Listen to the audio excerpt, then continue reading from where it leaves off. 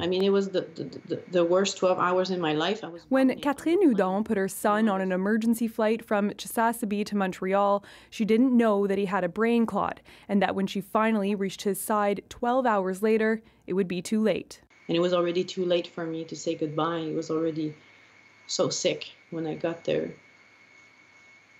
So 10 years after Mateo's death, the policy hasn't changed, and it particularly affects the province's remote Indigenous communities.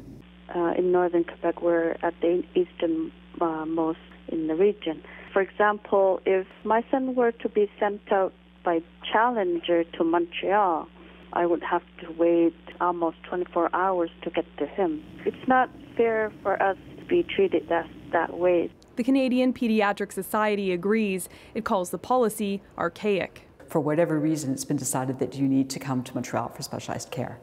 And so you are put on a stretcher, put in a plane, maybe for the very first time, and your mother can't come with you. But you have no way to express yourself because you don't speak their language and they don't speak yours, and your mother's not there to help you.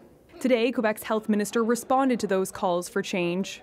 The problem that I'm facing today is a physical constraint. So I asked my people to review all that and see if it is possible to make physical accommodations so that we can at least sit one parent. But doctors who have experience working on air ambulances say the size of the plane is not the obstacle. In the rest of the Canada and the rest of the world, we use airplane like Challenger, but even smaller airplane to transport children, and we still can manage to have a parent with us. So I think it's more about, have the will to find a solution. Pediatricians say the comfort of a parent is immeasurable, and it's a role they can never fill. Jayla Bernstein, CBC News, Montreal.